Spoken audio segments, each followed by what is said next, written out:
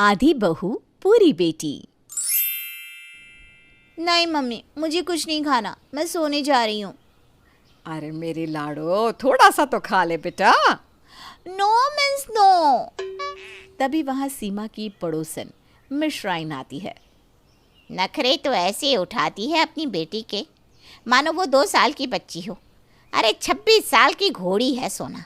इस तरह सर पर चढ़ा कर रखेगी ना तो ससुराल वाले छोड़कर चले जाएंगे इसे। मैंने अपनी बेटी को अपने पैरों पर खड़ा किया है। अगर कोई इसे लाड़ प्यार से ना रखे तो मुझे उस घर इसकी शादी करनी ही नहीं। ना ही शादी में लगाने तेरे पास पैसे हैं और न तो तेरी बेटी कोई अफसर। अरे रख घर पर कवारी, लोग थूकेंगे तब समझ में आएगा तुझे।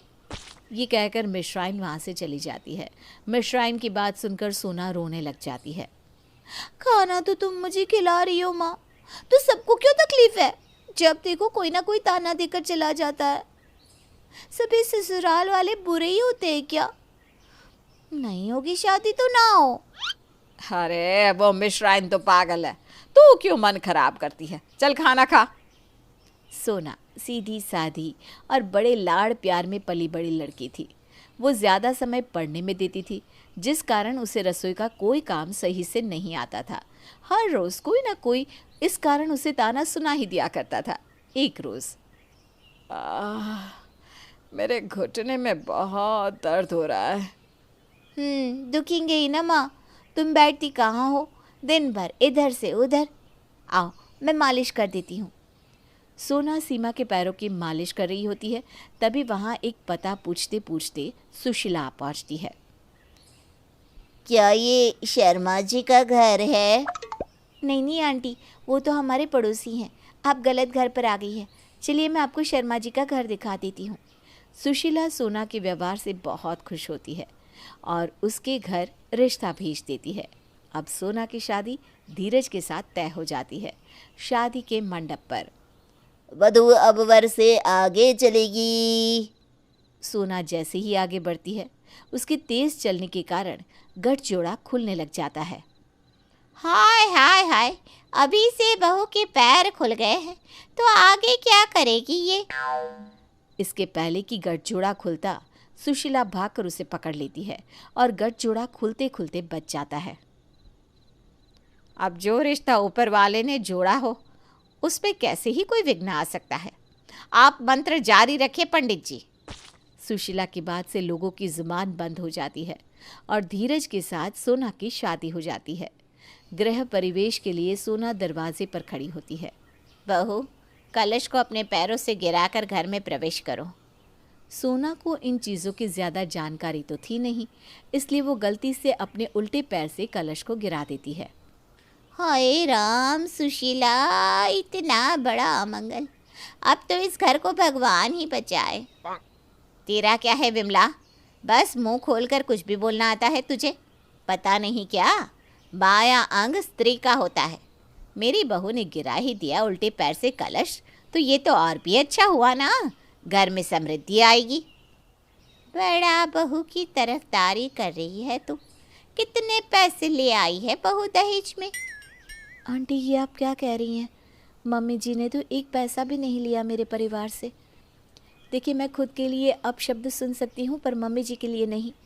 सास बहू के बीच इतना प्यार देखकर वहाँ खड़े सभी चौंक जाते हैं। गृह प्रवेश की रस्म कर सोना अपने ससुराल आ जाती है। जा बहू, तो बहुत थक गई होगी, सो जा, आराम कर। अरे अरे सुशीला, आते ही बहू को सोने को क्यों कह दिया? इतनी पाबंदी के बाद तो आज बहुएं रुकती कहाँ है, और तू इसे कुछ ज़्यादा ही सर पर बिठा रही है। वो बेचारी रात की थकी हारी है, अब उसे क्या मैं सबका खाना बनाने बोल देती दीदी? मैंने तो पहले ही सोचा था अपनी बहू को मैं किसी तरह की कोई तकलीफ़ नहीं दूंगी। मैंने जो कुछ सहा देखा वो मेरी बहू नहीं देखेगी। मैं उसे अपनी बेटी की तरह रखूंगी। ये सब कुछ वहीं दूर खड़ी सोना सुन रही थी। मेरी किस्मत इतनी अच्छी हो सकती है, मैंने कभी नहीं सोचा था। हाँ, मैं परफेक्ट नहीं हूँ, बट मम्मी जी के लिए परफेक्ट बनूंगी। अब मैं अपनी मम्मी जी को कोई प्रॉब्लम नहीं होने दूंगी।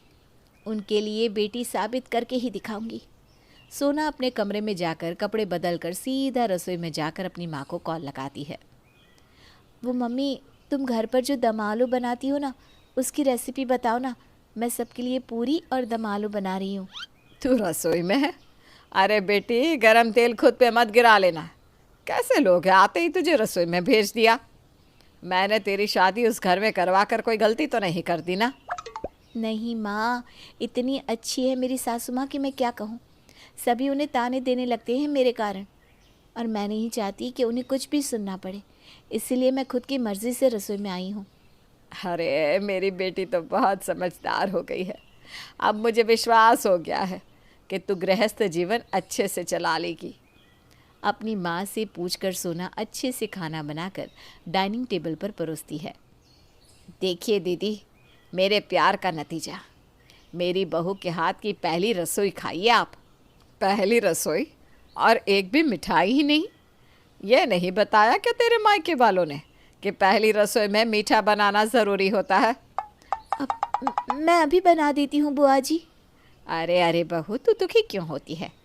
फ्रिज से आइसक्रीम लिया? हाँ, इतना कर दिया तूने बहुत है। धीरे धीरे समय बीतता जाता है। सुशीला सोना को अपनी बहू नहीं, बेटी की तरह रखती।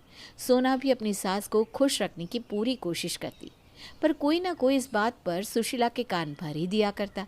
एक दिन सुशीला की सहेली विमला उसे रोते हुए कॉल करती है। सुशीला, तू मेरे घर आ, मेरा सब कुछ खत्म हो गया है। सुशीला विमला के घर जाती है। सुशीला, मेरी बेटी को उसके ससुराल वाले बहुत परेशान करते हैं। वो अपना ससुराल छोड़कर आ गई, अब मैं क्या करूं? और फिर पास खड़ी अपनी बहू को देखकर कहती है, अरे बहू, तू क्या मेरे सर पर खड़ी है? जा चाय लेकर आ सुशीला आंटी के लिए। क्या बोलूं सुशीला, एक तो बेटी वापस आ गई और एक बहू ऐसी। तू कितनी खुश है, तेरी बेटी अपने ससुराल में अच्छे से है। तेरी बहू भी तेरे कहने से पहले सब काम कर दिया करती है।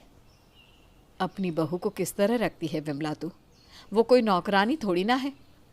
और यही व्यवहार कोई तेरी बेटी के साथ कर रहा है तो तुझे बुरा लग रहा है। कल को तेरी बहू भी अपने मायके ना चली जाए। मैंने तो अपनी बहू को बेटी की तरह समझा, इसलिए वो आज अपनी माँ मानती है मुझे। और जो मैंने मेरी बहू को दिया, भगवान ने वैसा ही मेरी बेटी को दिया। सब कर्म है विमला। अब मैं समझी सुशीला, क्यों तू अपनी बहू की ढाल बनी रहती थी। मैंने तो अपनी बहू को सर का बोझ ही समझा है और अपनी बेटी को उसके ससुराल वालों के सर पर चढ़कर रहना ही सिखाया। मेरी ही मंद बुद्धि के कारण मेरा घर बिखरने को है। अब मैं भी तेरे कहे पर चलूँगी और अपनी बहू को बेटी बना कर रखूँगी।